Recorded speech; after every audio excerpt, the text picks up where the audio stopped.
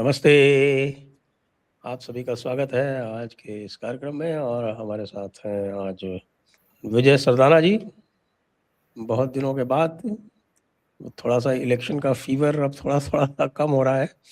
हालांकि बंगाल वालों पूरा प्रयास कर रहे हैं कि साहब उसको कम ना होने दें। ऐसा पहली बार देखा गया है कि साहब इलेक्शन पूरे होने के 25 दिन बाद भी जो है उतनी ही बात हो रही है वहाँ की जितनी पहले हो रही थी। तो अब चर्चा आज करेंगे थोड़ी अर्थव्यवस्था की और दूसरे जो उनसे रिलेटेड इश्यूज हैं उनकी, थोड़ी बहुत हमारे जो रोज रोज लीक हो रहे हैं उनके बारे में भी बात करेंगे। तो स्वागत है आपका विजय जी, जयपुर प्रणाम डायनामिक्स सर से। आपको और सभी दर्शकों को। तो अब अर्थव्यवस्था के सामने गंभीर चुनौतियां बनी हुई हैं, लेकिन वो गंभीर चुनौतियां जो हैं यदि उनको देखा जाए तुलनात्मक रूप से तो ऐसा लग रहा है कि साहब कि भारत जो है वो उन चुनौतियों से अधिक सक्षमता से जूझ रहा है। अगर तुलना की जाए आस पड़ोस के देशों के, क्या पूरे विश्व के और दो देश हैं, यूरोप से करें या कहीं से करें, उनको की तो हालत और भी ज़्यादा ख़राब है। तो निश्चित रूप से जो स्टार है इस अर्थ ग्लोबल यानी कि वैश्विक अर्थव्यवस्था, ग्लोबल इकोनॉमी के चौपट करने का, वो तो अंकल ट्रम्प ही है। तो आप इसको कैसे देखते हैं कि भारत जो है वो जो भी चुनौतियां हैं उनसे निकल जाएगा? थोड़ा बहुत परेशानी तो होगी निश्चित रूप से। संजय जी, निश्चित रूप से चुनौतीपूर्ण समय है और अगर हम देखें भारत पे जो असर पड़ रहा है वो सबसे इम्पोर्टेंट चीज है।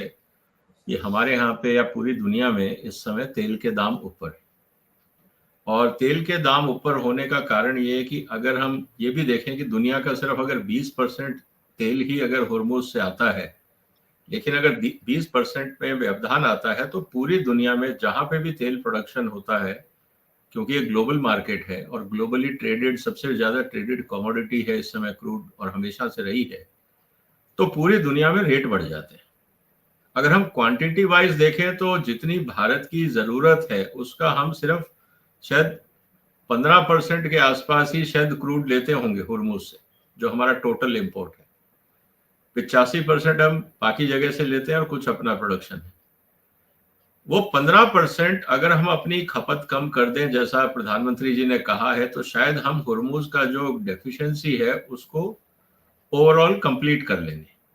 तो क्वांटिटी वाइज शायद हम मैनेज कर लें, लेकिन प्रॉब्लम है प्राइस को लेकर, क्योंकि अंतरराष्ट्रीय जो रेट्स होते हैं, जो कमोडिटी या ऑयल एक्सचेंज पे जो काम चलता है, क्रूड के जो रेट हैं वो पूरी दुनिया में एक साथ ऊपर होते हैं और एक साथ नीचे होते हैं। दिक्कत वहां है। तो इस समय चुनौती जो हमें दिख रही है वो है इन्फ्लेशन को लेकर। शायद सप्लाई का इतना बड़ा कंस्ट्रेंट ना दिखे, लेकिन इन्फ्लेशन को लेकर हमारी चुनौतियां ज्यादा हैं। महंगाई बहुत तेजी से बढ़ रही है। जो क्रूड हम 60-65 डॉलर में लिया करते थे, आज वो करीब 103-105 डॉलर हमें लेना पड़ रहा है। ऐसी स्थिति के अंदर दाम बढ़ना वाजिब है, क्योंकि जब $1 का दाम बढ़ता है तो आप मान के चलिए करीब 60 से 70 पैसे हमें अपने यहाँ पे क्रूड के, ये मतलब जो पेट्रोल पंप पे पेट्रोल डीजल मिलता है उसके दाम बढ़ने चाहिए। तो इस समय अगर हम देखें तो करीब 30-35 डॉलर के आसपास जो पहले हम खरीदते थे वो बढ़ चुका है।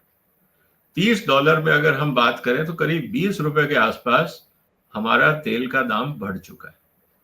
और इस समय हमने करीब 8 रुपए के आसपास तो जनता से रिकवरी करी है।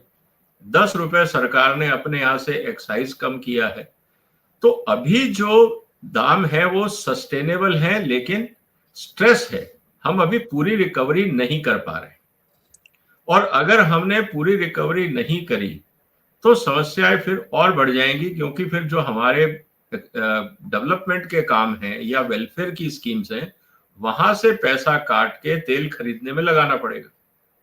तो स्थिति वहां बिगड़ सकती है, डेवलपमेंट स्लो हो सकती है। जो इकोनॉमी के बाकी चीजें हैं, अगर डेवलपमेंट रोकते हैं तो सीमेंट की सेल कम होगी, स्टील की सेल कम होगी, बाकी इंफ्रास्ट्रक्चर कम होगा, रूरल एम्प्लॉयमेंट पे असर आएगा, बाकी जो इंडस्ट्रीज कंस्ट्रक्शन या इंफ्रास्ट्रक्चर पे डिपेंडेंट है उन पे असर आएगा, तो एक कास्केडिंग फैक्टर बन जाता है। तो इसीलिए किसी तरह से तेल के दाम कम हो, ये भारत के लिए जरूरी है। जहां तक बात है सप्लाई की, तो मुझे लगता है भारत सरकार पूरा प्रयास करेगी कि जो 15% दिक्कत आ रही है हमारी, वो हम कहीं नए सोर्सेज के साथ एडिशनल कॉन्ट्रैक्ट करके वो गैप को पूरा करें। लेकिन दाम को कम करना मुश्किल है, क्योंकि वो इंटरनेशनली कंट्रोल होता है या आई विल से डिस्कवर होता है, तो वहां पे भारत सरकार की बहुत ज्यादा से है नहीं। जी, लेकिन खाली ये पेट्रोलियम प्रोडक्ट्स की ही तो बात नहीं है, केवल पेट्रोल, क्रूड और गैस की ही बात नहीं है, फर्टिलाइज़र का भी एक बड़ा प्रश्न उठता है। बिल्कुल और उठता है। फर्टिलाइज़र का है, आपके हीलियम का है, जो आपका पूरा का पूरा जो इकोसिस्टम है चिप मेकिंग का, वो भी अफेक्टेड है। ये बात सही है सर, क्योंकि अगर हम ध्यान से देखें तो बहुत सारी चीजें हैं पेट्रोल बेस्ड प्रोडक्ट्स, क्योंकि दोनों चीजें इंपॉर्टेंट हो जाती हैं। एक तो पेट्रोकेमिकल्स और उनके रिफाइंड प्रोडक्ट्स, ये अपने आप में एक बहुत बड़ी इंडस्ट्री है। जैसे हम पैकेजिंग की बात करें तो जितना प्लास्टिक हम घरों में यूज कर रहे हैं वो सबका सब पेट्रोलियम सोर्सेस है। इसके अलावा जो भी फैक्ट्रीज चल रही हैं उसमें कहीं ना कहीं पेट्रोलियम प्रोडक्ट या तो ईंधन के रूप में इस्तेमाल हो रहा है, या रॉ मटेरियल के रूप में इस्तेमाल हो रहा है, या उसमें फिनिश गुड्स को पैकिंग करने के लिए एक तरह से इंग्रेडिएंट के रूप में इस्तेमाल हो रहा है। तो पेट्रोलियम उसके बगैर है नहीं। उसके अलावा इसी पेट्रोलियम सेगमेंट से बहुत सारे रिफाइंड केमिकल्स या स्पेशलिटी केमिकल निकलते हैं। वो आपकी बाकी जो, चाहे वो कॉस्मेटिक इंडस्ट्री है, कंज्यूमर इंडस्ट्री है, फार्मास्यूटिकल इंडस्ट्री है, बाकी इंजीनियरिंग इंडस्ट्री है, तो बहुत सारी जगह पे वो केमिकल्स यूज होते हैं और ये बहुत इंपॉर्टेंट है। और अगर वो सप्लाई भी रुकती है तो चुनौती है। एक बहुत महत्वपूर्ण बात आपने करी, वो है फर्टिलाइजर को लेकर। सर आज ही मैंने एक पेपर लिखा था, आपको भी मैंने भेजा है, हॉर्मुज फेमिन के नाम से मैंने आज एक पेपर लिखा है कि ये जो अकाल पड़ेगा ना, ये हॉर्मुज के कारण पड़ेगा पूरी दुनिया में। कारण ये है कि जो फर्टिलाइजर है पूरी दुनिया का करीब 30 से 35% फर्टिलाइजर जो है वो गैस आधारित इंडस्ट्रीज हैं, और वो सबसे बड़े जो गैस के भंडार हैं वो कतर और ईरान में है पूरी दुनिया में। और 30-35% अगर फर्टिलाइजर दुनिया में नहीं आता है और उसका अल्टरनेट नहीं है, तो स्थिति ये होगी कि जो किसान हैं अगर उन्होंने 30-35% फर्टिलाइजर कम डालना शुरू किया, अगर मैं सिर्फ प्रो रेटा की बात कर रहा हूं कि फर्टिलाइजर मिल रहा है लेकिन जितना मिल रहा है हम प्रो रेटा पूरी दुनिया में 30% हर किसान को कम देते हैं। अब इसका असर ये होगा कि अगर फर्टिलाइजर कम होता है तो 10 से 15% आपकी ईल्ड में फर्क आ जाएगा कम से कम।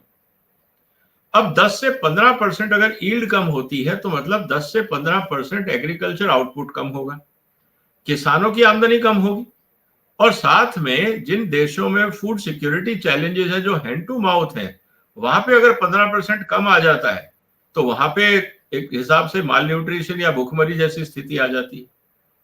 इसका असर ये होगा कि एक तो दुनिया में जिसको कह सकते हैं कि एक तरफ दाम बढ़ रहे हैं और दूसरी तरफ फूड की शॉर्टेज है, मतलब फूड के दाम भी बढ़ेंगे क्योंकि फूड की शॉर्टेज है, प्लस उसको मैनेज करने के लिए ट्रांसपोर्टेशन, कोल्ड स्टोर जो भी चाहिए, उनकी कॉस्ट ऑफ ऑपरेशन बढ़ेगी।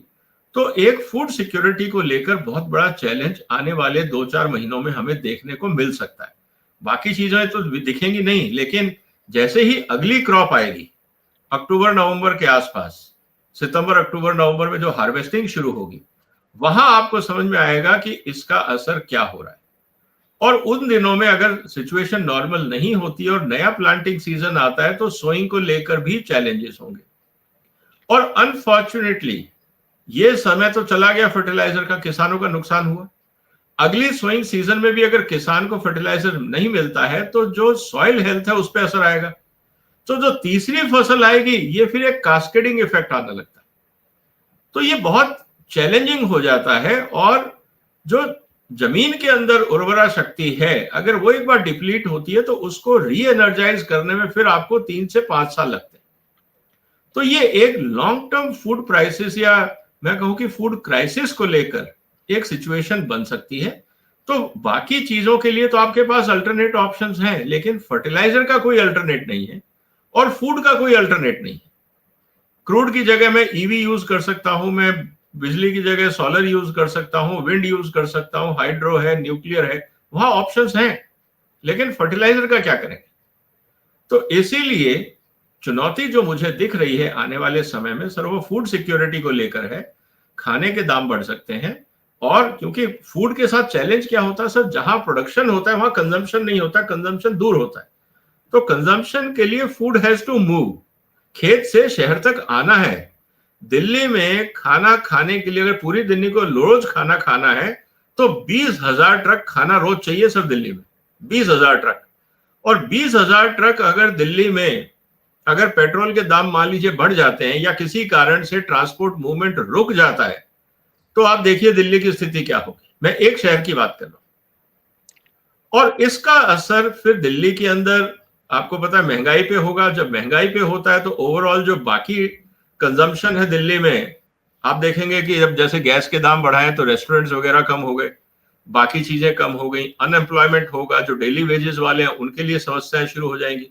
तो एक दूसरे से लिंक करके अगर हम देखें तो मल्टीप्लायर इफेक्ट काफी बड़ा हो जाता है। तो इसीलिए मुझे लगता है सबसे बड़ी चिंता की बात है फर्टिलाइजर, और क्रूड तो ऑब्वियसली है क्योंकि वो बेसलाइन है। तो सिचुएशन कॉम्प्लिकेटेड है, लेकिन मुझे लगता है भारत सरकार सजग है और पूरा प्रयास तो कर ही रहे होंगे कि किसी तरह से इस समस्या का समाधान निकले। सर मेरा तो ये कहना है, ये टाइम आ गया जब मोदी जी को अपनी सब दोस्तों से बात कर लेनी चाहिए। ट्रंप से भी बात करनी चाहिए, ईरान से भी, कि भैया तुम इसको जरा निपटाओ यार, नहीं तो हमारे यहाँ 150 करोड़ की आबादी है, हम परेशान हो जाएंगे, हमें कौन खाना खिलाने वाला है? दुनिया में कोई बाजार नहीं है जो भारत की जरूरतें पूरी कर दे। और मुझे लगता है भारत के इस प्रयास को चीन भी समर्थन करेगा, बाकी देश भी करेंगे, लेकिन भारत को लीडरशिप लेनी चाहिए। अब परिस्थितियां वो आ गई हैं, अब हम पाकिस्तान या ओमान या टर्की के भरोसे नहीं रह सकते। मोदी जी को प्रयास अंतरराष्ट्रीय लेवल पे सीरियसली शुरू करना चाहिए। नेतन्याहू से बात करें, ट्रंप से बात करें, चाइना से बात करें, पुतिन से बात करें, सब उनके दोस्त हैं। तो कहीं ना कहीं मुझे लगता है मोदी जी अगर चाहेंगे तो एक समझौते की तरफ हम बढ़ सकते हैं। हाँ, एक तो यूक्रेन भी एक बड़ा फूड ग्रेन प्रोड्यूसर था, उसको भी झोंक रखा है युद्ध में। जो हाँ सर, 2022 में जी हाँ, क्या 2022 में जब यूक्रेन वॉर शुरू हुआ था तो उस समय एकदम क्राइसिस हो गया था सर, आपको याद होगा गेहूं के दाम कहां पहुंच गए थे, 40 रुपए। तो ये स्थिति रही थी। उसके बाद फिर रशिया और यूक्रेन में ये समझौता हुआ कि भाई हम फूड जो मूवमेंट है उसको डिस्टर्ब नहीं करेंगे, क्योंकि पूरी दुनिया में फिर उसका क्राइसिस है। और रशिया में भी फूड ग्रेन मूवमेंट है और यूक्रेन का भी है। अब अनफॉर्चुनेटली यूक्रेन में तो प्रोडक्शन नहीं हो रहा क्योंकि लोग ही खेत छोड़ के चले गए हैं, लेकिन रशिया में प्रोडक्शन बढ़ा है। तो ये सेंसिटिविटी है, इसीलिए मेरा ये निवेदन है कि आपकी पहुंच है ऊपर तक, मोदी जी को कहें कि जरा अपने दोस्तों से बात करें और कुछ रास्ता निकालें। मुझे लगता है पूरी दुनिया मोदी जी का समर्थन करेगी इस मुद्दे पे। और ये थोड़ा सा तुलना करें, अगर इसको देखें तो जो हमारे आस पड़ोस के देश हैं, पाकिस्तान एक बड़ा देश है। पाकिस्तान की आबादी जो है वो 250 मिलियन से ज़्यादा है।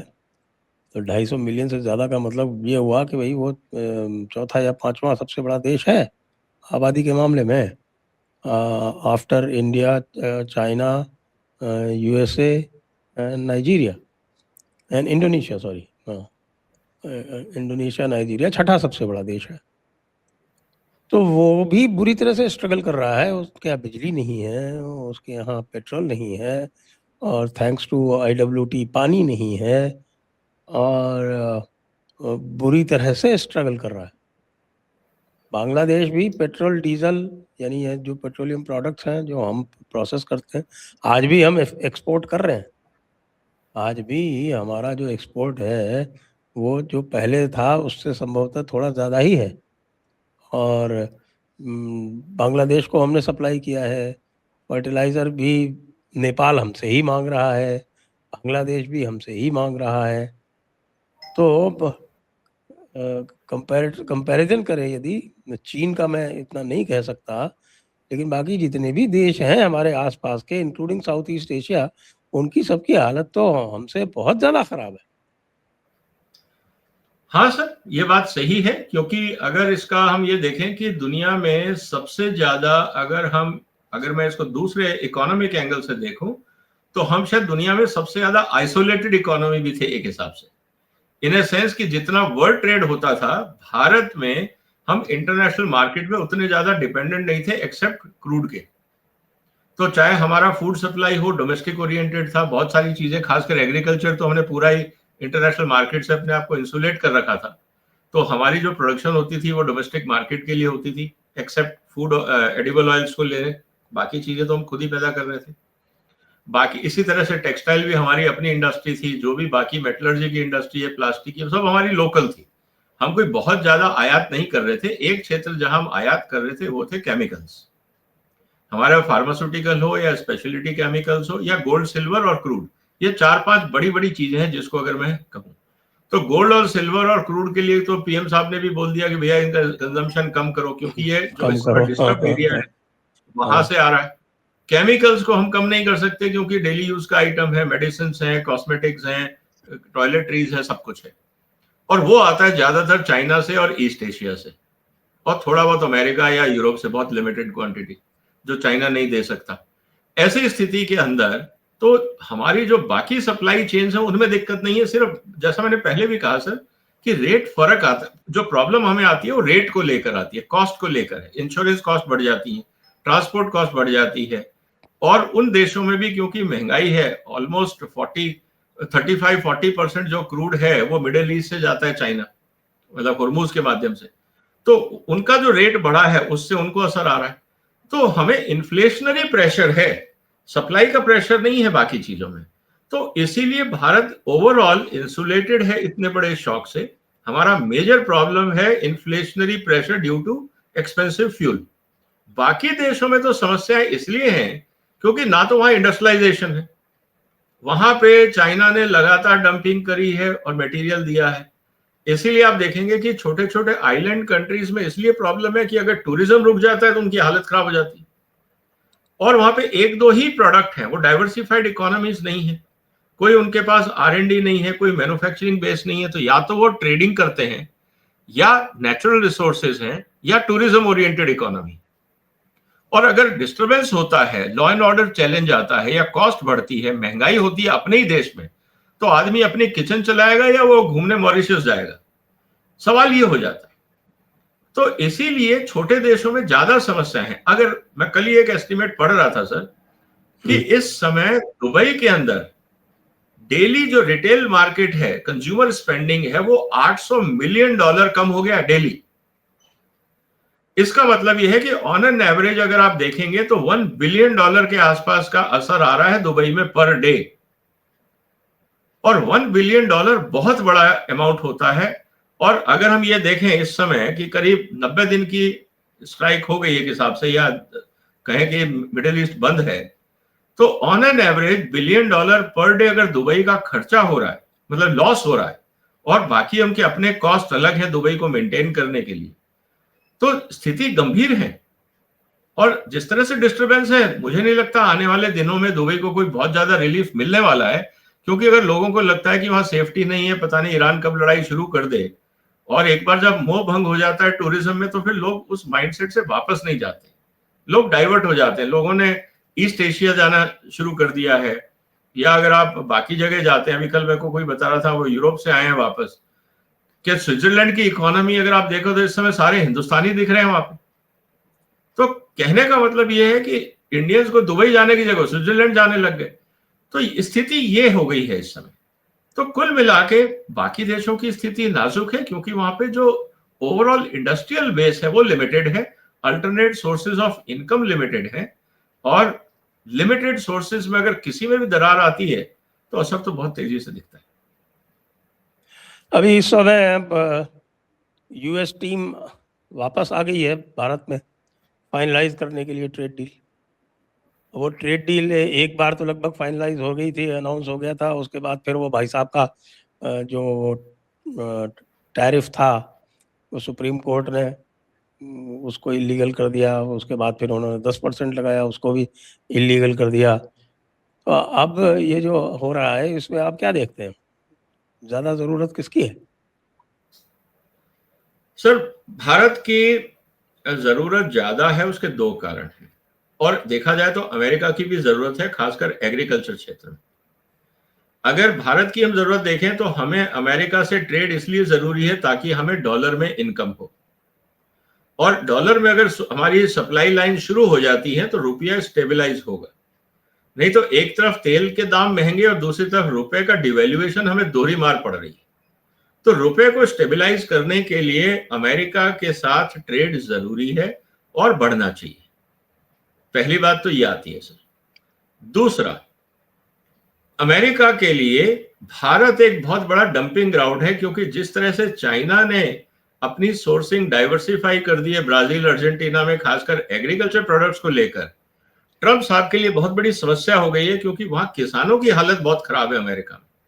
एक तरफ तो मार्केट नहीं मिल रहा उनको, प्राइसेस गिर चुके हैं, फिर क्रूड के दाम बढ़ने से वहां पे पेट्रोल डीजल के दाम बहुत तेजी से बढ़े हैं, इंटरेस्ट कॉस्ट बढ़ने से जो इक्विपमेंट्स की ईएमआई थी वो महंगी हो गई है, वहां पे बहुत सारे जो माइग्रेशन और इसको लेकर हंगामा किया था, तो जो वर्किंग क्लास थी वो नहीं मिल रही, महंगाई बढ़ने से जो लेबर कॉस्ट या ड्राइवर की कॉस्ट है वो बढ़ गई, मेंटेनेंस कॉस्ट बढ़ गई।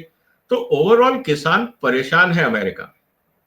और इसीलिए वहां पे ट्रंप साहब चाहते हैं कि जो इस समय किसान पैदा कर रहा है कम से कम उसका रेट उसको मिल जाए, उसके लिए उनको बाजार चाहिए। अब चाइना जितना बड़ा बाजार दुनिया में कोई दूसरा नहीं है भारत के अलावा। अब किसी और से, वो सिंगापुर से बात कर ले, दुबई से बात कर ले, उससे क्या होगा सर? 100 कंटेनर सोयाबीन भी आप नहीं दुबई में बेच पाओगे। उनको बेचना है 10 मिलियन टन। अब 10 मिलियन टन बेचने के लिए तो भारत जैसा ही बाजार चाहिए, जबकि उनका डील था अमेरिका के साथ 40-50 मिलियन टन। मतलब वहां तो किसानों को यह पता ही था कि हार्वेस्ट करो और चाइना जाना है, उनको और कोई बाजार दिखता ही नहीं था। अब चाइना ने वो कह दिया हम तो ब्राजील शिफ्ट कर रहे हैं, अर्जेंटीना शिफ्ट कर रहे हैं, ट्रंप साहब के टैरिफ खेल के चक्कर में। अगर अमेरिका से 50% भी वो ले रहे हैं, तब भी सर आप ये समझिए कि 30-40 मिलियन टन माल आज उनको, सोयाबीन की मैं बात कर रहा हूं, बेचने के लिए जगह नहीं मिल रही। इसी तरह से मक्का है, इसी तरह से बाकी चीजें। तो करीब 100 मिलियन टन अमेरिका को अपना एग्रीकल्चर प्रोडक्ट वर्ल्ड मार्केट में डंप करना है, और वो रास्ता नहीं है। इसीलिए अमेरिका की ये कंपल्शन है कि भारत का बाजार, खासकर एग्रीकल्चर मार्केट, किसी तरह से खोला जाए। और भारत सरकार की मजबूरी है कि हम नहीं खोल सकते, नहीं तो पूरा पॉलिटिकल क्राइसिस और रूरल इकोनॉमिक क्राइसिस शुरू हो जाएगा। तो दोनों के लिए डू एंड डाई सिचुएशन है एक हिसाब से, और दोनों ही पॉलिटिकली सेंसिटिव है। ट्रंप के लिए भी किसान सेंसिटिव है और मोदी साहब के लिए भी किसान सेंसिटिव है। तो एग्रीकल्चर ने फंसा रखा है। बाकी तो सर कोई मतलब ही नहीं है ना। अगर हम कहें कि हम चिप में नेगोशिएट करेंगे, हमारे पास है क्या बार्गेन करने के लिए? हमें तो लेना ही है, टेक्नोलॉजी हमको लेनी ही है। हम क्या दे सकते हैं उनको? हम उनको सस्ते केमिकल दे सकते हैं, वो वहां लगा लेंगे फैक्ट्री। हम भी चाइना से लेके डब्बा भर के देते हैं, हमें कौन सा उसमें कुछ करना है, वो वहां से डायरेक्ट ले लेंगे। तो कहने का मतलब ये है कि जो मुद्दा है, जहां सबसे बड़ी कंट्रोवर्सी है इस पूरी ट्रेड डील में, वो है एग्रीकल्चर सेक्टर। बाकी तो मुझे कहीं दिख नहीं रहा। थोड़ा बहुत वो डेटा को लेकर है, आपको भी डेटा इंडिया में पार्क करो, हमारे यहाँ डेटा सेंटर्स नहीं है, तो जब बनेंगे तब वही अमेजन वगैरह को मोदी सरकार यहाँ पे टैक्स रिजीम से ही कन्वर्ट कर सकते हैं कि भाई ठीक है, अगर आप डेटा यहाँ स्टोर नहीं करते तो आपके ऊपर 20% एक्स्ट्रा टैक्स लगेगा। तो you can use tax games for pulling back the investments. लेकिन सवाल अब इस बात का आता है, जो मूवमेंट है वो, मैं सर्विसेज या आईटी सेक्टर में मुझे इश्यू नहीं है। हाँ, वहां पे चैलेंज है, क्योंकि हमारे पास R&D नहीं है, इनोवेशन नहीं है, तो हमारी मजबूरी है। रही बात डिफेंस की, तो मुझे नहीं लगता कोई बहुत बड़ा मुद्दा है डिफेंस, क्योंकि ईरान ने बता दिया है एसिमेट्रिक वॉरफेयर होगी, और कोई बड़े जहाज और आपको एयरक्राफ्ट कैरियर अब चाहिए नहीं, क्योंकि छोटा ड्रोन बहुत है निपटाने के लिए। ये सब चीजें बदल गई हैं। तो इसीलिए मुझे लगता है जो पूरा मुद्दा, एक बात और तो है डिफेंस सेक्टर की, ये है कि भाई भारत की जो डिफेंस एक्सपोर्ट है वो एक साल में लगभग 60-65% बढ़ गई। $2.5 बिलियन थी FY25 में, और FY26 में वो $4 बिलियन पे पहुंच गई, और 4-6 साल में ये $10 बिलियन पे पहुंच जाती है, तो ये सबसे बड़ी एक्सपोर्ट हो जाएगी। क्योंकि अभी मेरे ख्याल से $11 बिलियन पे हमारे पेट्रोलियम प्रोडक्ट्स की जो एक्सपोर्ट है वो सबसे बड़ी एक्सपोर्ट है, और वो सेकेंडरी एक्सपोर्ट है इन द सेंस कि हम क्रूड मंगाते हैं, रिफाइन करते हैं, फिर बेचते हैं। लेकिन ये जो एक्सपोर्ट है आपके डिफेंस वाली, इसका इंडिजिनाइजेशन कंटेंट भी काफ़ी हाई है। तो ये एक बड़ा प्रॉमिसिंग एरिया मुझको दिख रहा है। आप कैसे देखते हैं इसको? नहीं सर, ये है और इसकी डिमांड बढ़ेगी। कारण क्या है सर? 2-3 important development. एक तो ये है कि दुनिया में इस समय डिफेंस टेक्नोलॉजी सप्लायर अगर कोई है तो वो 3-4 लोग हैं। एक है अमेरिका, एक है रशिया, एक है चाइना, एक है इजराइल। अब रशिया, यूक्रेन, इजराइल तो खुद आपस में उलझे हुए हैं। अमेरिका की टेक्नोलॉजी एक्सपेंसिव है और ईरान ने बता दिया वो किसी काम की नहीं है। अब रही बात चाइना, चाइना आपको प्रोडक्ट दे रहा है, लेकिन आप नहीं चाहते कि आप चाइना से डिफेंस डील करें, क्योंकि चाइना का पता नहीं कि कल को उस टेक्नोलॉजी के अंदर सर्वेलेंस में उन्होंने क्या डाल रखा है, तो ट्रस्ट फैक्टर कम है। तो एक neutral, cost effective, reliable technology supplier के रूप में भारत के लिए बहुत बड़ी अपॉर्चुनिटी है, क्योंकि हमने एक तो ऑपरेशन सिंदूर में समझा दिया कि भैया कैसे काम होता है, और उसमें हमारे इंडिजिनस ऑप्शन सारा का सारा चाइनीज माल फेल हो गया। तो मैं वही कह रहा हूं ना सर, तो यहां पे लोगों को भरोसा आ गया, और फिर हमारे यहाँ पे जो इंडिजिनाइजेशन है, और सबसे बड़ा विटनेस तो यही है ना कि भारतीय फौज यही इस्तेमाल कर रही है, और एक तरफ चाइना है, एक तरफ पाकिस्तान है। नेवी हमारी अपने इक्विपमेंट इस्तेमाल कर रही है, एयरफोर्स में ठीक है कुछ प्लेटफॉर्म अभी जो इंपोर्ट कर रहे हैं, लेकिन अपने तेजस वगैरह हम डेवलप कर रहे हैं। कहने का मतलब ये है कि सर भारत के पास एक बहुत बड़ी अपॉर्चुनिटी है, क्योंकि हम न्यूट्रल हैं, क्रेडिबल हैं, और हमारा कोई वेस्टेड इंटरेस्ट या अल्टीरियर मोटिव नहीं है। हम उसमें कोई स्पाई सॉफ्टवेयर लगा के भेजने वाले नहीं है। और सबसे बड़ी बात क्या है सर कि कॉस्ट इफेक्टिव भी है, रिलायबल भी। तो ये सब चीजें एक डिफेंस इंडस्ट्री के लिए बहुत बड़ी अपॉर्चुनिटी है। और सबसे बड़ा बाजार जो है हमारे लिए वो भारत की अपनी फौजें हैं, आर्मी, नेवी, एयरफोर्स और बॉर्डर सिक्योरिटी फोर्सेस। तो हमारे यहाँ प्रोडक्शन बनता रहेगा, अपग्रेडेशन होता रहेगा, डेवलपमेंट चलता रहेगा, क्योंकि बाजार डोमेस्टिक है। एक्सपोर्ट जो हम करेंगे वो जैसा बाकी सेक्टर्स में होता है कि आप 100% एक्सपोर्ट ओरिएंटेड यूनिट नहीं हो। आपका अगर डोमेस्टिक बेस अच्छा है तो आप 5, 10, 15, 20% अगर एक्सपोर्ट करते हो तो इट मेक सेंस ऑल्सो, और दुनिया को भी मिल रहा है। हमारे यहाँ पे ट्रेनिंग बेस है, हमारे हथियार कैसे चलाने हैं, हमारी फौज के साथ ट्रेनिंग ले लो, हम सिखा देंगे। तो कुल मिला के वो इकोसिस्टम डिफेंस में हमने अच्छा बिल्ड कर लिया है, इसका फायदा मिल रहा है। यही चीज हमें अपने बाकी, अगर मैं कहूं मेडिकल इक्विपमेंट में हमने क्यों नहीं किया, हमने बाकी हॉस्पिटल इंडस्ट्री में क्यों नहीं किया, ट्रांसपोर्ट इंडस्ट्री में हमने क्यों नहीं किया, ताकि वहां से भी हम एक्सपोर्ट कर सकते। बाकी हमने जो लेबोरेटरी इक्विपमेंट्स हैं, जो इतनी लैब्स हर शहर में लग रही हैं, 100% मशीनें इंपोर्टेड है, हम वो डोमेस्टिक क्यों नहीं कर पाए। ये भी चिंता की बात है कि जो डीआरडीओ प्लस प्राइवेट सेक्टर का मॉडल डिफेंस में सक्सेसफुल हुआ है, ये बाकी जगह रेप्लिकेट क्यों नहीं हुआ, ये भी सरकार को सोचना चाहिए, और ये भी बहुत बड़ी अपॉर्चुनिटी। तो बिल्कुल सही बात है। ये जो डीआरडीओ और हमारा इसरो, इन दोनों ने जिस तरह से टेक्नोलॉजी डेवलप करके और उसके बाद पार्टनरशिप्स की हैं प्राइवेट सेक्टर के साथ में, दे आर एजुकेटिव। इसी तरह से होना चाहिए। ये बाकी बिल्कुल सही। की पूरी आपकी जो है ये सीएसआईआर की इतनी सारी लैब्स हैं, वो क्या कर रही हैं? वो पेंशन ले रही है सर।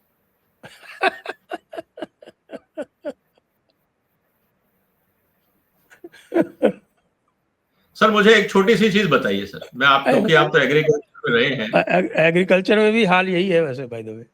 मैं आपको एक छोटा सा एग्जांपल देता हूं सर। हर यूनिवर्सिटी, एग्रीकल्चर यूनिवर्सिटी के पास हजारों एकड़ जमीन है, वो जमीनें खाली पड़ी हैं। मैं एक आपके माध्यम से प्रधानमंत्री जी को एक मैसेज देना चाह रहा हूं। इन सारी यूनिवर्सिटीज को बोलिए कि अगर आप नए बीज बना के नहीं बेच सकते तो सारी जगह पे सोलर पैनल लगा दो, बिजली बेच के पैसा कमाओ और यूनिवर्सिटी चलाओ। टैक्स पेयर का पैसा लेने की जरूरत नहीं है। आपकी बात से मुझे एक बात याद आई। जब मैंने ज्वाइन की थी आईएएस नई और मैं प्रोबेशन में था, तो हमको भारत दर्शन पे भेजा गया। तो वो भारत दर्शन में अलग अलग मॉड्यूल्स थे, आर्मी अटैचमेंट था, और एक पब्लिक सेक्टर अटैचमेंट भी था, एनजीओ अटैचमेंट था। तो पब्लिक सेक्टर अटैचमेंट में हमारा अटैचमेंट था हेवी इंडस्ट्रीज कॉरपोरेशन रांची। पता नहीं आपने उस ऑगस्ट इंस्टीट्यूशन को देखा है या नहीं देखा है। तो वहाँ हमने ये देखा, और जब उसकी बैलेंस शीट वगैरह देखी तो पता चला वो क्रोनिक लॉस में। और उसका कारण भी स्पष्ट था, क्योंकि जितने दिन हम वहाँ रहे, करीब हफ्ते भर का वो अटैचमेंट था, उसमें हमने ट्रेड यूनियन एक्टिविटी के अलावा और कुछ नहीं देखा। जब शॉप्स में जाते थे तो शॉप्स जो थी वो उसमें हार्डली एनी एक्टिविटी। वहाँ बस ऐसे ही लगता था कि लोग ये घूम घाम रहे हैं, चाय वाय पी रहे हैं या कुछ कर रहे हैं। तो जो रिकमेंडेशन था, जो नोट सबमिट किया मैंने, उसमें मैंने ये लिखा था कि साहब की ये जो थाउजेंड्स ऑफ हेक्टेयर्स ज़मीन है इसके हेवी इंडस्ट्रीज कॉरपोरेशन के पास में, तो हेवी इंजीनियरिंग कॉरपोरेशन के पास में, HEC रांची। मैंने कहा कि साहब कि इसको जो है ना, ये इसमें खेती कर लेनी चाहिए और डेफिनेटली ज़्यादा आमदनी हो जाएगी और वो प्रॉफिट मेकिंग बन जाएगी। और ये जो इंडस्ट्रियल एक्टिविटी है इसकी कोई ज़रूरत नहीं है। मैं आपको सर एक सवाल बताता हूँ, आपको पता भी होगा। गेस करिए sir, ICAR agriculture university system में टोटल लैंड बैंक कितना होगा? Millions of acres. सर करीब 7 लाख एकड़ जमीन है, 2,500 से 3,500 स्क्वायर किलोमीटर। अगर दिल्ली, ICAR इस पूरे दिल्ली के बराबर लगभग दिल्ली का एरिया हो गया। मैं कह रहा हूं सर, इस पूरे एरिया को अगर आप जो नॉन कन्वेंशनल एनर्जी सोर्स है, विंड पावर और सोलर पावर से वहां पावर जनरेट करना शुरू कर दें, तो सर ICAR का पूरा पैसा निकल जाता है। हमें टैक्स पेयर का फंडिंग की जरूरत नहीं है। ICAR का किस्सा सुनाऊं एक? जी। शायद पहले एक बार कर चुका हूं मैं आपको। ये डेट पाम का टिश्यू कल्चर ICAR ने 76 में शुरू किया था और 2007 में जब मैंने ज्वाइन किया एज प्रिंसिपल सेक्रेटरी हॉर्टिकल्चर, तब तक वो कहीं नहीं पहुंचे थे। उनका जो कुछ था वो थोड़ा बहुत, वो टिश्यू कल्चर की बजाय जो आपके जो उसके बायोमास था, उसी से जो कुछ वो कर पाते थे वो कर पाते थे।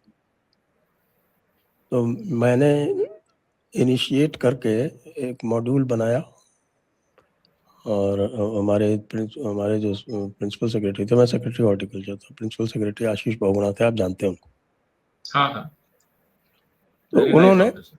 उन्होंने सपोर्ट किया उन्होंने मुझको फुल सपोर्ट दिया।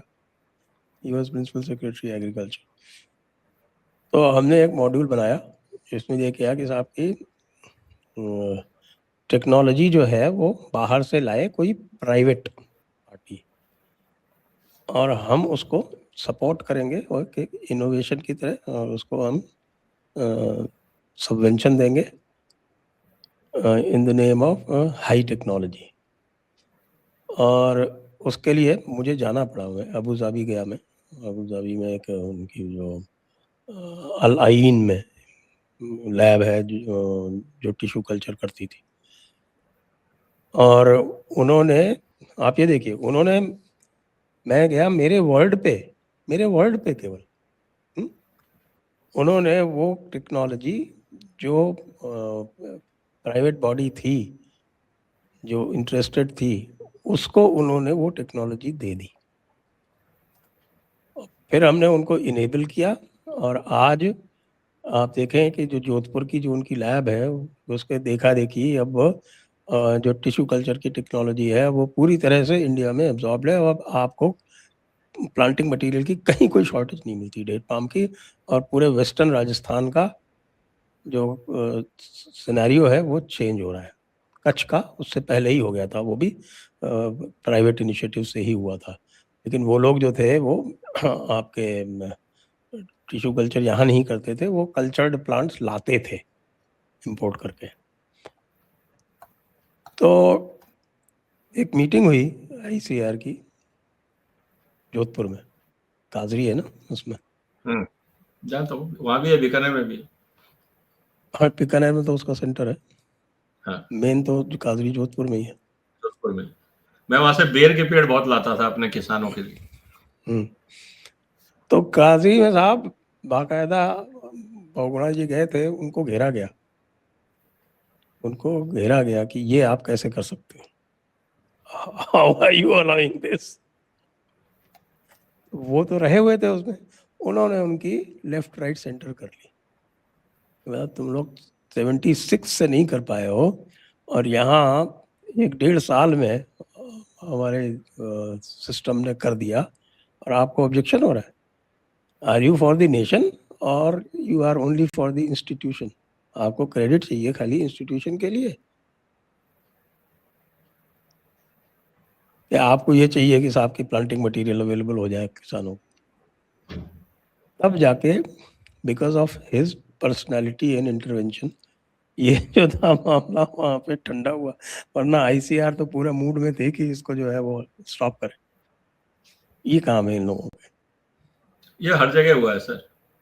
हिंदुस्तान में एग्रीकल्चर रिसर्च में हमारी प्रोडक्टिविटी, हमारा जर्म प्लास जो है पल्सेस का, हिंदुस्तान से जर्म प्लास गया है अफ्रीका, वहां पे प्रोडक्टिविटी 3 गुना है हमारे यहाँ से। तो हमने तो सिर्फ नौकरी करी है सर, हमने कौन का अनफॉर्चुनेटली जो ट्रैक रिकॉर्ड है, जितना पैसा और जितने रिसोर्सेज ICAR के पास हैं, उस हिसाब से रिजल्ट नहीं है। इसीलिए this institution is under always either I will say that criticism or allegations, whatever you call it. तो ये स्थिति गंभीर है, और मुझे लगता है कि बहुत आसान है, जैसे बाकी रिसर्च सेंटर्स में होता है। ICAR रिसर्च की जो फंडिंग है उसको बिडिंग पे कर देनी चाहिए, और जो यूनिवर्सिटी पैसा देगी आप माइलस्टोन बेसिस पे पेमेंट लीजिए, और अगर आप नहीं कर सकते हैं तो आप प्राइवेट सेक्टर ज्वाइन कर लीजिए और आके ज्वाइंटली कर लीजिए, ज्वाइंट बिडिंग करिए, कोई दिक्कत नहीं। कम से कम आउटपुट तो आएगा सर पैसे का। डिफेंस सेक्टर में देखिए ये चीज जो है, दे हैव मूव्ड ऑन।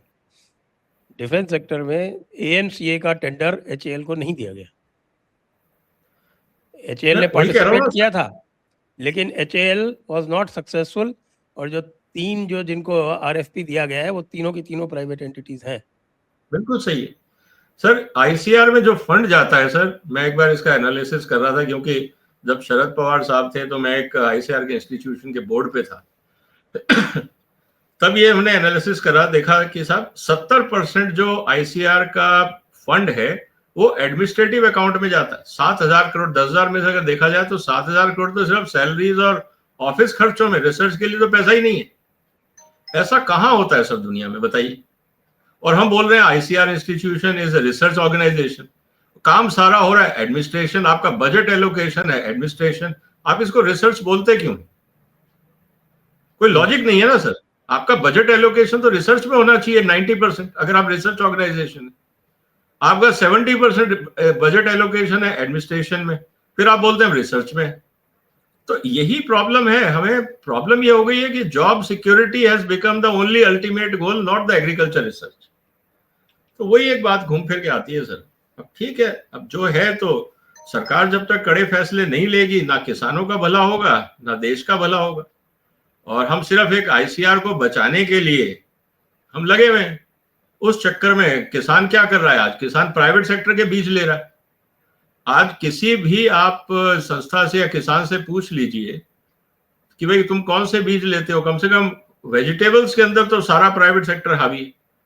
जो 2-4 ओपन वैरायटी हैं, OP वैरायटीज जिसको बोला जाता है, ओपन पॉलिनेशन वाली, वही सिर्फ ICAR से आती हैं।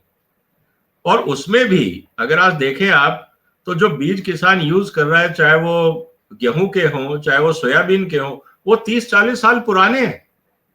नए बीज हम हर साल, आपने देखा होगा बड़ा फंक्शन होता है दिल्ली में कि हमने 140 बीज रिलीज किए, PM साहब ने 200 बीज रिलीज किए। ये जाते कहाँ हैं? किसान तो अडॉप्ट ही नहीं कर रहा। ये अप्रूव कैसे हो जाते हैं बगैर फील्ड एक्सेप्टेंस के?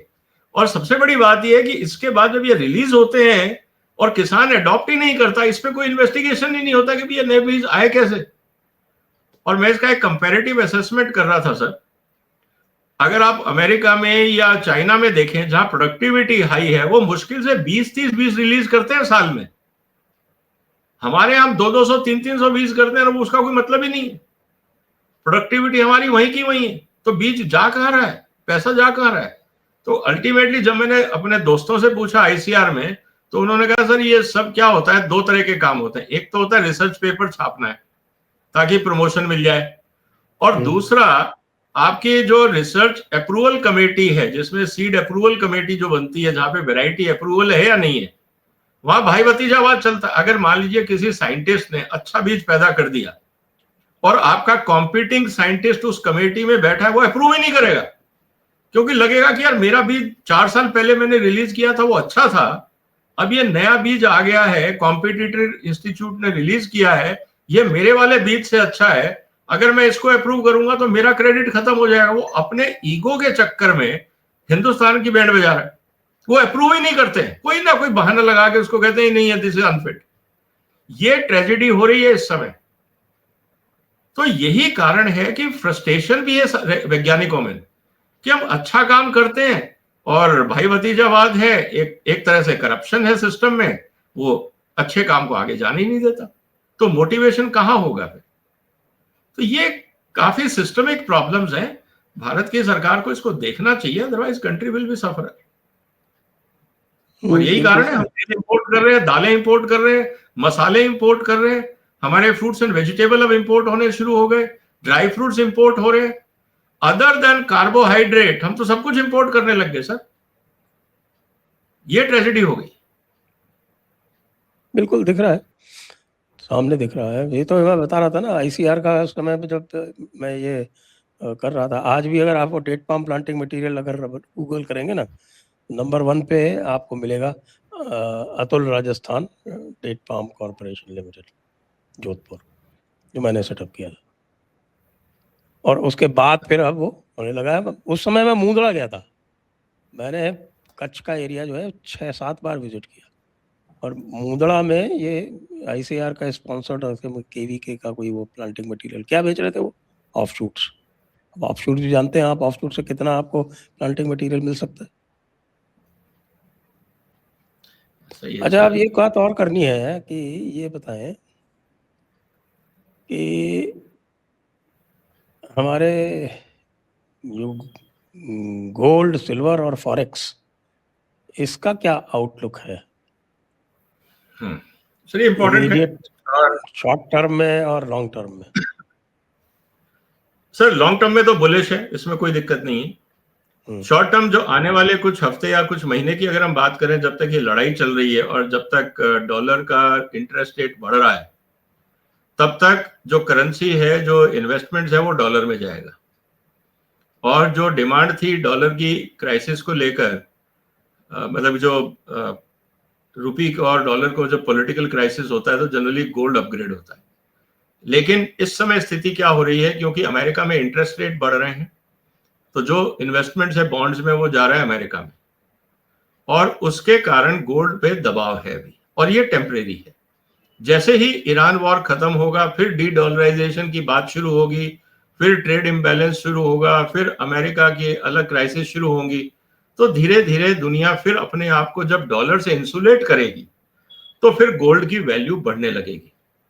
तो gold is very important hedging tool in global currency market, और इस बात को हमें देखना पड़ेगा। तो जब तक ये अमेरिका में फाइनेंशियल क्राइसिस है और ये जब तक ईरान वॉर चल रहा है, जो करेंसी पूरी मूव कर रही है डॉलर के लिए अमेरिकन रिजर्व्स में, वो जब तक एक्टिव रहेगा तब तक गोल्ड पे दबाव रहेगा। रही बात सिल्वर की, सिल्वर का थोड़ा सा एंगल अलग है, हालांकि वो भी बुलिश है।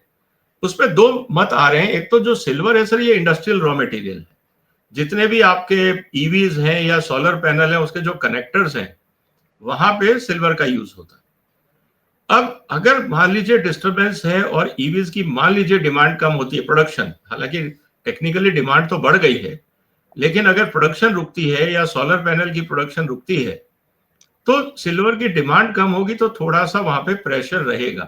लेकिन जो इसमें अभी हुर्मुज, इसमें एक बात ये आई थी कि पूरा जो सिल्वर प्रोडक्शन है उसका 60-70% इंडिया ने खरीद लिया है। नहीं सर, ये तो देखिए इंडस्ट्रियल रॉ मटेरियल है। सिल्वर की mining is a by product of many other metals. आपको जिंक की माइंस में मिलता है इंडिया में, जो जहाँ पे जिंक पैदा हो रहा है वहीं पे सिल्वर निकल रहा है। इसलिए जो हमारे वेदांत इंडस्ट्रीज हैं, जो Hindustan zinc is one of the major producer of silver also. तो ये सब चीजें सर इम्पोर्टेंट है। और पूरा सिल्वर हिंदुस्तान ने खरीदा पॉसिबल नहीं है sir. China is a big buyer, big consumer of silver. उनकी पूरी इंडस्ट्री, जो इलेक्ट्रॉनिक इंडस्ट्री है, फोटोवोल्टिक इंडस्ट्री है, ईवी इंडस्ट्री है, वो सिल्वर के बगैर चल नहीं सकती। और अफ्रीका में, ऑस्ट्रेलिया में, लैटिन अमेरिका में, जहां जहां पे भी उनको सिल्वर मिला है, चाइना ने एक अच्छा काम ये किया कि उन्होंने बहुत सारी जगह पे एसेट एक्वायर कर ली है। वो माइंस ही एक्वायर कर लिए। They are not dependent on international market like us. हम लोगों की तरह वो बाजार पे निर्भर नहीं है। चाइना का जो गेम प्लान है, जो भारत को सीखना पड़ेगा, वो पहले जाते हैं, वो जब अपना प्लान बनाते हैं कि हमें ये अगले 5 साल में काम करना है, वो पहले उसकी सप्लाई लाइन को कंट्रोल करते हैं। उसके बाद फिर वो अपना जो एजेंडा है उसको पब्लिक करते हैं। क्योंकि अगर वो पहले पब्लिक कर देंगे तो सप्लाई चेन में जितने इंग्रेडिएंट है सबके प्राइस बढ़ जाएंगे, उनके लिए प्रॉब्लम खड़ी हो जाएगी। तो वो चुपचाप काम करते हैं। उनको पता है कि अगले 3 साल बाद उनकी प्रायोरिटी क्या होगी। वो अपने जो वहां पे पब्लिक एंटरप्राइजेस हैं या जो चाइनीज कंपनीज हैं, उनको वो बोल देते हैं, आप दुनिया में जाइए और ये सारे एसेट एक्वायर कर लीजिए। आपको अगर पैसा चाहिए तो चाइनीज फाइनेंस कॉर्पोरेशन आपको पैसा दे देगा, पैसे की कोई कमी नहीं है। आप एसेट एक्वायर करिए, जब हम स्कीम लॉन्च करेंगे तब या तो वहां से रॉ मटेरियल यहाँ ला के रिफाइन करिए या वहीं रिफाइन करके फिनिश गुड यहाँ ले आइए। हम कंजम्पशन के लिए आपको पूरा बाजार देंगे। तो बहुत सिस्टमेटिक है चाइनीज इकोनॉमी में काम करने का तरीका। हमारे यहाँ हर चीज हैफेजर्ड है। हम बोल देते हैं हम सब बुलेट ट्रेन बनाएंगे, ट्रेन कहाँ से आएगी पता नहीं, टेक्नोलॉजी कौन देगा पता नहीं। फिर हम कभी जापान जाते हैं, फिर चाइना जाते हैं, चाइना मना कर देता है, फिर हम जापान जाते हैं। हमने बता दिया कि हम 500 नए एयरपोर्ट बनाएंगे, हर डिस्ट्रिक्ट में एयरपोर्ट होना चाहिए। अब एयरपोर्ट की सारी मशीनरी कहां से आएगी? इंपोर्ट होगी। आप कम से कम पहले एयरपोर्ट डिजाइनिंग के लिए इंडिया में L&T है या आपकी कंस्ट्रक्शन कंपनीज हैं या इंजीनियरिंग कंपनीज हैं, उनको बुला के बोलते तो सही कि हमें 400-500 एयरपोर्ट बनाने, आप डिजाइनिंग की तैयारी करिए, we will launch this programme in the budget. आप सेक्टर को लेके चलिए ना। हम उल्टा काम करते हैं, हम अनाउंस करते हैं सारा, फिर टेंडर चाइना ले जाता है। हमारे वाले कहते हैं सर L1 में हम आए नहीं, और हमारा CVC बोलता है जी आप L1 नहीं हो तो आपने कैसे टेंडर दे दिया, वो करप्शन हो गया। बड़ा विचित्र स्थिति है सर। हमारी जो प्लानिंग है वो लॉपसाइडेड है। इसीलिए जितना हम इन्वेस्ट कर रहे हैं पब्लिक का पैसा in the form of tax payers money through budget, उसका सबसे ज्यादा फायदा तो चाइना उठा रहा है। सारे एयरपोर्ट्स आप देख लीजिए, सब जगह चाइनीज इक्विपमेंट्स भरे पड़े, फर्नीचर से लेकर और एयरवे ब्रिज से लेकर जो भी आप कर लो। तो स्थिति गंभीर है। हमें प्लानिंग पे ध्यान देना पड़ेगा। बाजार बहुत बड़ा है, इसीलिए तो ट्रम्प साहब पीछे पड़े हैं मोदी साहब के कि बाजार खोलो। तुमसे नहीं हो रहा, हम आके कर लेंगे, तुम बाजार तो खोलो। हम कहते हैं बाजार भी नहीं खोलेंगे और करेंगे भी नहीं। ये हमारी प्रॉब्लम हो गई। तो ये सिल्वर का मुद्दा है सर। तो इसीलिए सिल्वर भी बुलिश है, क्योंकि डिमांड तो रहेगी। इलेक्ट्रॉनिक्स और IT इंडस्ट्रीज की ग्रोथ होनी है, और silver is a very important raw material, तो डिमांड रहेगी, ये भी बुलिश रहेगा। लेकिन जो फिलहाल डिस्टरबेंस है, इसीलिए थोड़ा सा सबड्यूड लग रहा है। और मुझे तो ये लगता है कि अगर पैसा है तो आप गोल्ड और सिल्वर ETF में पैसा लगा के लॉन्ग टर्म विजन से छोड़ दीजिए। कम से कम आपका इन्फ्लेशन तो कवर हो ही जाएगा, बाकी कुछ होना। जी अच्छा, जो डॉलर है वो लॉन्ग रन में 100 जाएगा या 90 जाएगा? सर नीचे जाने का तो कोई चांस ही नहीं। पिछले आप उठा के देख लीजिए। मैं इसलिए कह रहा हूं कि आपने UAE के साथ में एक डील कर ली है जिसमें आप मेजर पोर्शन उनसे लेंगे और वो भी उनकी करेंसी में दिरहम में लेंगे, तो आपका जो आउटगो है डॉलर का वो तो कम होगा ना?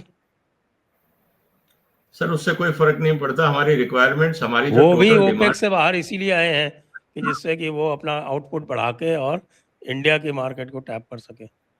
मैं मानता हूं सर, लेकिन आप इस बात को देखिए, टोटल इस समय जो इंडिया की फॉरेक्स की डिमांड है वो करीब $800 बिलियन है।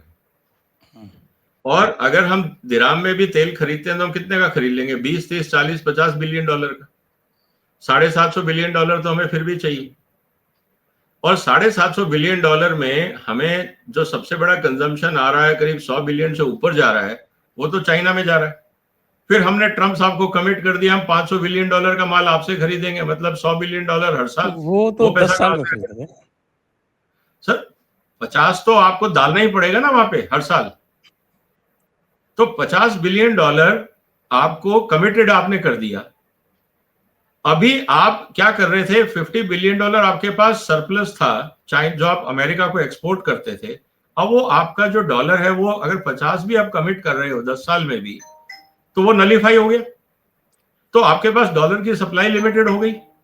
आपकी इकोनॉमी बढ़ रही है, चाइना से आपको लगातार खरीदना है, या तो आप युआन में खरीदो या वो डॉलर मांगेगा, रुपया तो वो लेगा नहीं।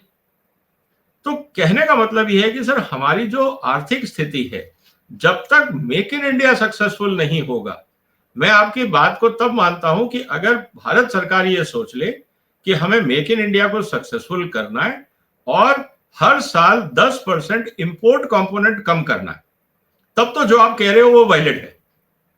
अगर हम इंपोर्ट कंपोनेंट कम नहीं कर पा रहे हैं और इंपोर्ट करके और यहां पे सिर्फ डब्बे में पैक करके एक्सपोर्ट कर रहे हैं, तो फिर वो कम नहीं होगा। क्योंकि पिछले 25 साल का ट्रैक रिकॉर्ड यह है कि हर साल रुपया 3.5% डिवैल्यू हुआ है, हर साल। चाहे वो कांग्रेस की सरकार रही हो, चाहे बीजेपी की रही हो, चाहे मोदी जी हो, चाहे मनमोहन सिंह जी हो, चाहे वाजपेयी साहब हो, कोई भी हो, 3.5% हर साल रुपया डिवैल्यू हुआ है। तो इस समय हम चल रहे हैं 95 पे। अब आप समझ लीजिए कि अगर ये लड़ाई ऐसे ही चलती रही तो मुझे लगता है इस साल के आखिर तक 100 टच कर जाएगा, क्योंकि 97 तो हम छू चुके। तो कहने का मतलब यह है सर कि ये चिंता की बात है। उसका एक ही रास्ता है कि भारत सरकार को ईमानदारी से अपने मेक इन इंडिया प्रोग्राम पे ध्यान देना पड़ेगा। ये जो पीस मिल अप्रोचेस हैं, ये काम नहीं आएंगी। Sector by sector action plan बनाने पड़ेंगे। वो वन शू फिट ऑल का जो अप्रोच है बजट में, वो हिंदुस्तान के लिए किसी काम का नहीं। आपको टेक्सटाइल सेक्टर के साथ बैठ के काम करना पड़ेगा कि भाई बताइए, आपका एक्सपोर्ट हमें $50 बिलियन बढ़ाना है, आपको क्या चाहिए? ऑल आउट टेक्सटाइल मिनिस्ट्री का टारगेट होना चाहिए कि हमें आप 50 बिलियन एक्सपोर्ट करके दिखाइए। जो कानून बीच में आ रहे हैं सब हटा दीजिए, कोई जरूरत नहीं है उस कानून की। इसी तरह से प्लास्टिक इंडस्ट्री के साथ, इसी तरह से मेटल इंडस्ट्री के साथ, इसी तरह से वुडवर्क के साथ, इसी तरह से बाकी केमिकल इंडस्ट्री, परफ्यूमरी, जो भी आपके एक्सपोर्ट फोकस हैं, हर एक को आप 50-50 बिलियन डॉलर का टारगेट दे दो कि इतना आपको एक्सपोर्ट करना ही करना है। एडिशनल आज बेसलाइन जो हो रहा है वो ठीक है, 50 करना है। उसके लिए जो कानून बदलने आप बदलो। जो दिक्कत करता है मोदी साहब को बोलना चाहिए, मैं बैठा हूं यहाँ पे, वो कागज मेरे पास लेके आओ कि कौन डिपार्टमेंट तंग कर रहा है। और सरकार को ना बोले, इंडस्ट्री एसोसिएशंस को बोले कि आप $50 बिलियन करिए। जो आपको कानून करना है, अंतरराष्ट्रीय क्वालिटी माल चाहिए, रिजेक्शन में बर्दाश्त नहीं करूंगा, क्वालिटी पे कॉम्प्रोमाइज नहीं होगा, लॉलेसनेस एक्सेप्ट नहीं होगी। जो कानून बीच में आता है उन सबको हटाओ। मुझे नहीं चाहिए कानून अगर वो देश के काम नहीं आ रहे हैं। तो सीधी सी बात है सर, काम होना शुरू हो जाएगा, सिंप्लीफिकेशन हो जाएगा। आप ब्यूरोक्रेसी के साथ बैठ के कहते हो हम रिफॉर्म कर रहे हैं, अरे जो परेशान है उससे पूछो ना, वो बताएगा कि आज भी हर इंडस्ट्री बोलती है साहब हर जगह लाइसेंस लेने जाना पड़ रहा है, हर जगह इंस्पेक्टर आपने इतने डाल दिए, वो आके सिर्फ मंथली लेते हैं, काम तो करने नहीं देते, तंग करते हैं, उल्टे सीधे नोटिस भेजते हैं। एंटरप्रेन्योर काम करने की जगह वो सरकारी डिपार्टमेंट के चक्कर काटने लग जाता है। तो कैसे तरक्की होगी? तो कहीं ना कहीं एक क्लियर डिसीजन लेना पड़ेगा। नहीं तो जो आप कह रहे हैं सर, मैं भी चाहता हूं 90 क्या हम 70 पे आ जाएं, लेकिन जब तक मेक इन इंडिया नहीं होगा, वो तो एमएसएमई आने नहीं देते। बीच में जब डॉलर जो था वो डिप्रिशिएट होता है, जब भी डिप्रिशिएट होता है तो आप जो है वो अपना रिजर्व बढ़ाने लगते हैं। सर मैं कह रहा हूं वो भी जरूरी है, चलिए उसकी भी आपको कि आप ऐसी इमरजेंसी में वही काम आएगा। लेकिन सवाल इस बात का है, जब आप एक्सपोर्ट बढ़ाएंगे तो रिजर्व अपने आप बढ़ जाएंगे ना सर। इन्वेस्टमेंट आना शुरू हो जाएगा, जब रिफॉर्म्स होंगे फॉरेन इन्वेस्टर्स भी आएगा। 150 करोड़ का बाजार कौन छोड़ेगा सर? 150 करोड़ आबादी का बाजार दुनिया में सबसे बड़ा है। सबकी निगाहें यहां माल बेचने की है, कोई भारत से खरीदना नहीं चाह रहा है। इसीलिए ये भारत सरकार का ही एजेंडा है कि हमें एक्सपोर्ट पे फोकस करना होगा। यहां पे इंपोर्ट करने के लिए तो बहुत रास्ते खुल जाएंगे, वो सब कंपनियां आके अपने ऑफिस खोल देंगी, बाहर से लाएंगी, चाइना से लाएंगी या डंप करेंगी, वो सबसे आसान काम है। लेकिन हमारे इंस्पेक्टर हमारी कंपनियों को ही नहीं जीने देते, इसीलिए हमारी कंपनियां भी इंपोर्ट करना शुरू कर दी कि जब हम कुछ बनाएंगे ही नहीं तो ना पॉल्यूशन वाला तंग करने वाला है, ना वेट्स एंड मेजर वाला तंग करने वाला है, ना कोई और इंस्पेक्टर तंग करने वाला है, ना बॉयलर इंस्पेक्टर तंग करने वाला है, ना फॉरेस्ट इंस्पेक्टर तंग करने वाला है, तो मैं सबसे मुक्ति हो गई। सबसे आसान काम है इंपोर्ट करो, स्टिकर लगाओ और बेचो। ये काय को झंझट में पड़ना है? मोदी जी को ये समझना पड़ेगा कि हमारे यहां मेक इन इंडिया फेल आपके इंस्पेक्टर्स ने किया है, उसको कैसे आप कंट्रोल करोगे ये आपको सोचना है। जी, तो आइए आज की चर्चा को यहीं पे विराम देते हैं। सभी दर्शकों को बहुत बहुत धन्यवाद और विजय जी को भी बहुत बहुत धन्यवाद। जय हिंद, जय भारत, वंदे मातरम। वंदे मातरम।